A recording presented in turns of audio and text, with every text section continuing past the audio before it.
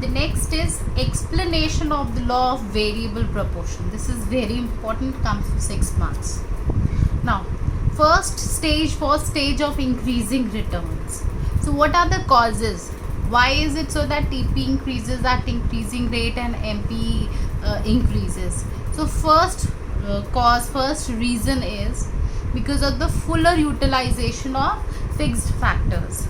Now, in the first phase or stage, the supply of fixed factor, that is the land, is too large, whereas variable factor, that is labor, are too few in number. So fixed factor is not fully utilized in the initial stages. So when variable factors are increased and combined with the fixed factor, then fixed factor is better utilized and production tends to increase at increasing rate. I hope this is clear. Next, division of labor. The next reason for increasing returns is the division of labor. As the number of variable factors is increased in stage 1, the efficiency of variable factor itself increases because of division of labor and specialization. Now, if on a given piece of land, the labors are the work is divided among the given labors. Say for example, 4 laborers are working on a given piece of land and they have their own work to do. One has taken the task of irrigation, the other of settling the seeds, and all the work is divided and everyone gets specialized in the work which they perform. That is one factor, one cause which leads to high production. Production increases at increasing rate.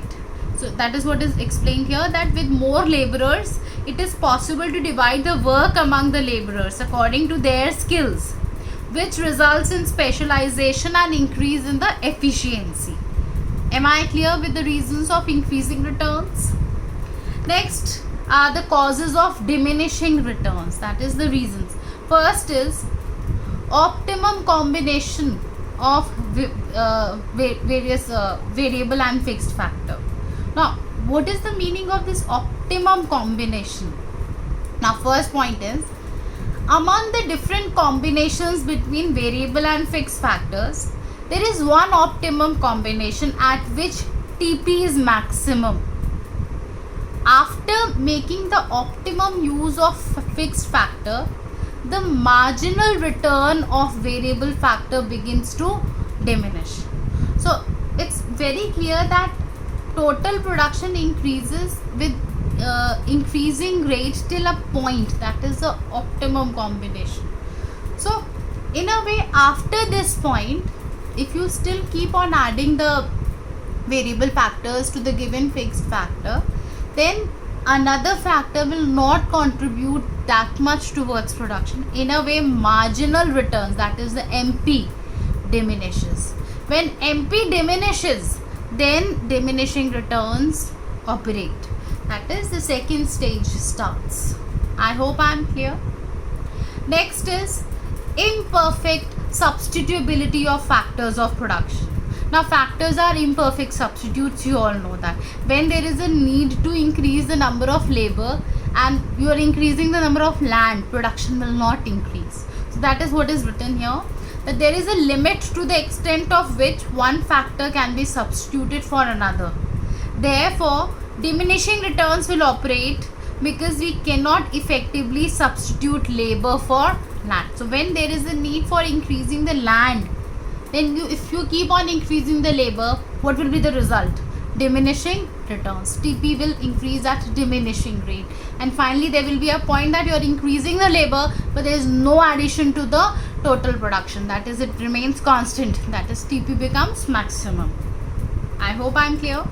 Now the last reason, last cause of negative returns. Negative returns is that total production declines and MP becomes negative. It is all because of, first, overcrowding. If we keep on adding the variable factor, that is the labor, to the given fixed factor, that is land, this will lead to overcrowding of variable factor, which causes a fall in productivity. We all know that too many cooks spoil the broth. This is what happens here. Next is management problem. The use of too much of variable factors also create the problem of effective management. When there are too many workers, they shift their responsibilities to others, and this all leads to decrease in the efficiency. Decrease in efficiency leads to fall in the production, and negative return operates. These are the reasons for law of variable proportion. I hope I am clear with all the reasons.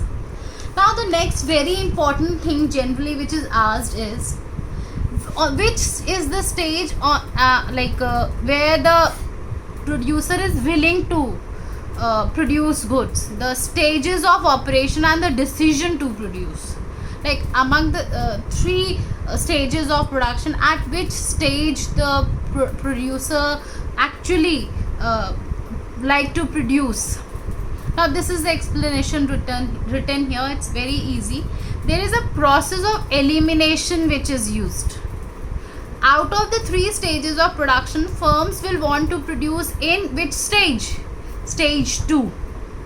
Why? This you will understand with the help of process of elimination. Now let's begin. Under no circumstances a rational producer would operate in stage 3, because that is the negative returns. Why? Here MP is negative, therefore the producer can increase his total production only by employing less of variable factors. So less of variable factor means going back to stage 2, that is he will operate his production in stage 2. Next is this stage 3 is sometimes known as the stage of economic absurdity or economic nonsense. This stage is actually a stage of economic nonsense. This is overcrowding leads to mismanagement, kind of not permittable. Next is a rational producer would not like to operate even in stage 1, because in this stage the average product of the variable factor is increasing throughout this stage. Now about the average product, we will study in the given diagram. If you can see the diagram, it is very clear. TP's behavior you are already clear with, that it increases at initially increasing rate, then at TP increases at decreasing rate, becomes maximum and declines. Where TP is maximum, corresponding point you will get on the other graph, that is the point where MP is 0. So initially MP increases, then when TP starts increasing at diminishing rate, MP falls, becomes 0 at that point where MP is maximum, and after that when MP declines, TP becomes negative. What is the behavior of MP? If you see that marginal product initially increases, and where it is maximum, MP cuts AP. It's very clearly said that MP cuts AP at its maximum point. So AP increases, still MP cuts it. After this point AP falls, but it will never become 0, that is it will never touch the x-axis or become negative. It will further, if you see, become like constant, but it will never be 0 or negative. Now AP's behavior is clear, that initially stages it increases, then it falls. After MP cuts it, it falls.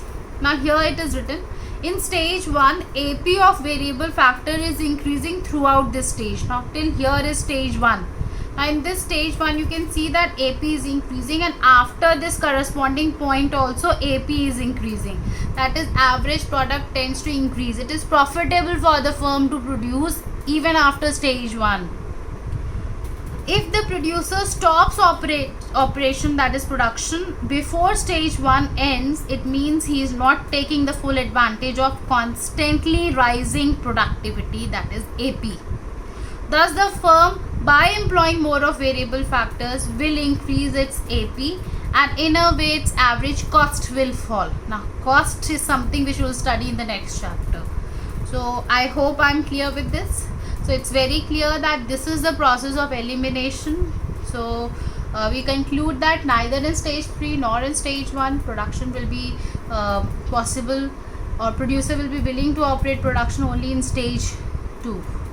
Now here I have given the definitions of point of inflection and point of staticity.